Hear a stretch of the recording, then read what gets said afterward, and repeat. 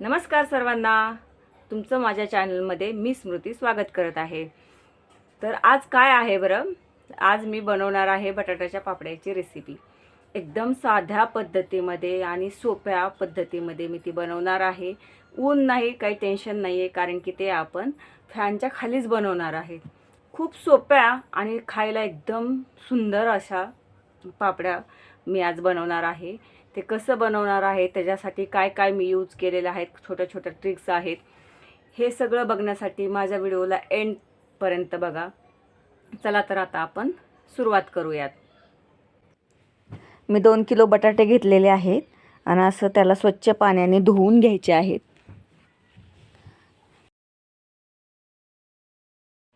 हे अशा प्रकारे पूर्ण बटाटे धुवून घ्यायचे आहेत. हे एकदा धुतल्यानंतर मी आणखीन एका पाण्यामध्ये ह्याला स्वच्छ असं धुवून घेणार आहे. त्याच्यामुळे ह्याच्यावरची पूर्ण माती निघून जाईल.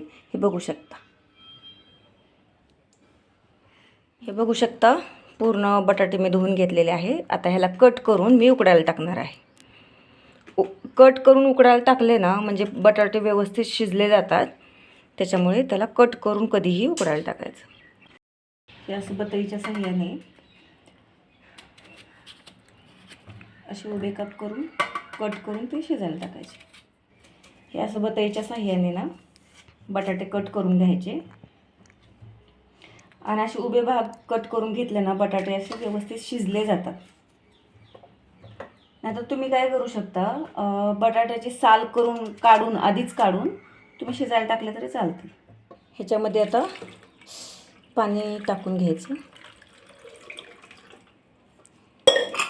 आणि कुकरचं झाकण लावून त्याला गॅसवर ठेवूया. आता कुकरच्या आपण 3 शिट्ट्या काढून घेऊया आणि नंतर बटाटे शिजल्यानंतर कंटिन्यू करूया. हे बघू शकता तुम्ही, आता कुकरची वाफ गेलेली आहे. हे बघा, अशा प्रकारे हे बटाटे शिजलेले आहेत, गरम आहेत. थोडंसं मी आता ह्याच्यामधलं पाणी काढते आणि बटाटे सोलून घेते. हे बघा, चांगलं शिजल्यामुळे बटाट्याच्या साल लगेच निघत आहे. बघू शकता तुम्ही. हे बघा, अशा प्रकारे हे सगळे बटाटे तुम्हाला सोलून घ्यायचे आहेत. बटाटे मी सोलून घेतले आणि बटाटे आहेत ना, असे चांगले शिजले पाहिजेत. बघा, हे अशा हाताने मॅश होतात. एवढ्या प्रकारे तुम्हाला असे बटाटे शिजून घ्यायचे आहेत. तर आता काय करायचं आहे, मी हे एक पातेलं घेतलेलं आहे स्टीलचं आणि त्याच्यावरती ही अशी तुम्ही पुरणाची चाळणी सगळ्यांच्या घरी असतेच बघा, पुरण वाटायची. ही याच्यावरती अशी ठेवून घ्यायची आहे आणि तुम्हाला काय करायचं आहे, हे असं याच्यावरती बटाटे ठेवून हे मॅशरच्या साह्याने हे पुरणाच्या चाळणीमधून खाली वाटून घ्यायचं आहे. असं केल्याने काय होतं ना, सारण हे सगळं तुमचं एकसारखं बनतं. त्याच्यामुळे पापड्या देखील चांगल्या होतात.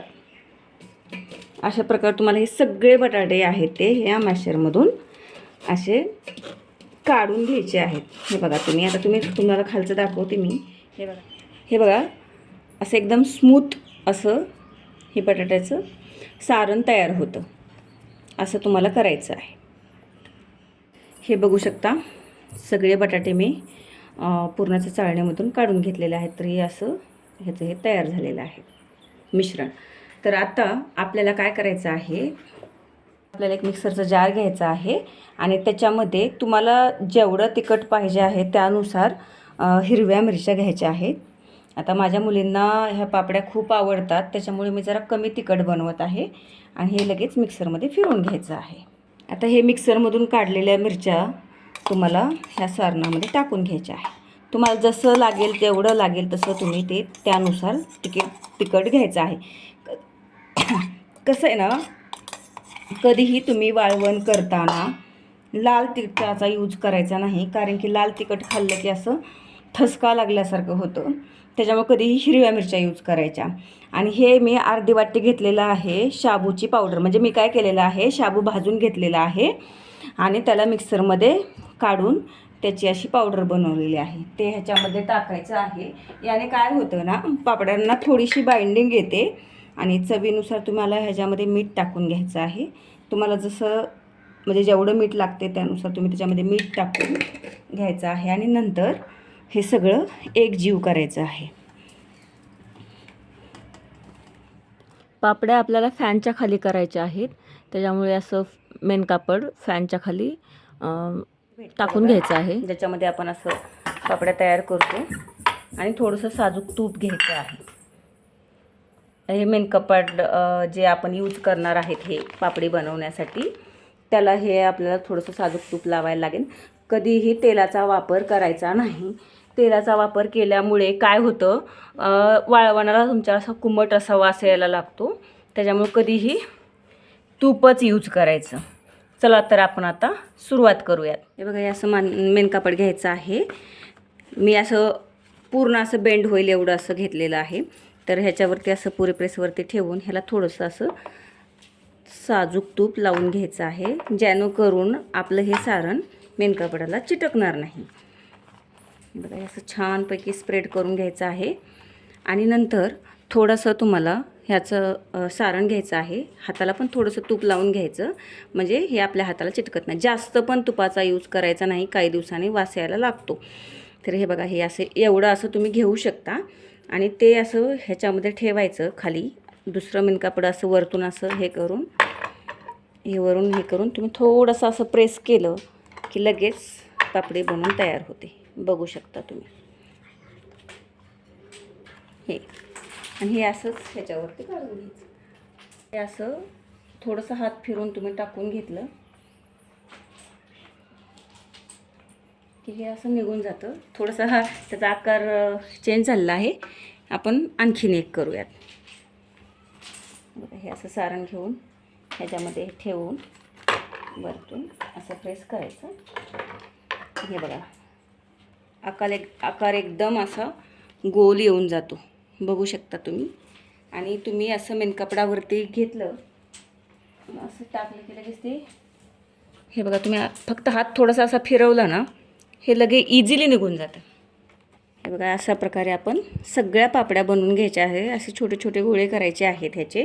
बिलकुल हाताला चिटकत नाही. बघू शकता तुम्ही. एकदम असं छान असं सारण. बटाटे जर चांगले शिजले ना तर ते हाताला बिलकुल चिटकत नाही आणि इझिली कमी वेळात छान असे हे पापड तयार होतात, जे की तुम्ही उपवासाला यूज करू शकता.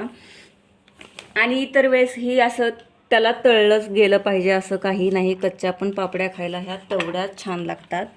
चला तर आता आपण सगळ्या पापड्या करून घेऊया. शकता तुम्ही. अशा प्रकारे मी सगळ्या पापड्या करून घेतलेल्या आहेत आणि एका मेन कापडावरती अशा सुकायला टाकलेल्या आहेत. किती छान झालेल्या आहेत बघा बरं. चवीला देखील तेवढ्याच छान लागतात बरं.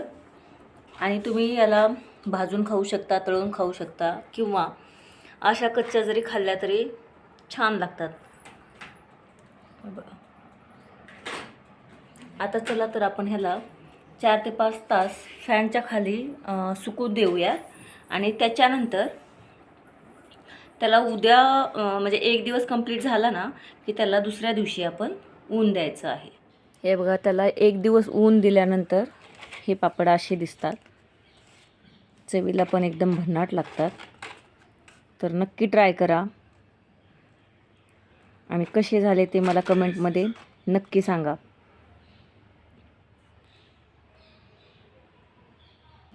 अशा छान छान रेसिपी बघण्यासाठी माझ्या चॅनलला लाईक करा, शेअर करा आणि सबस्क्राईब करा. भेटू लवकरच दुसऱ्या ब्लॉगमध्ये.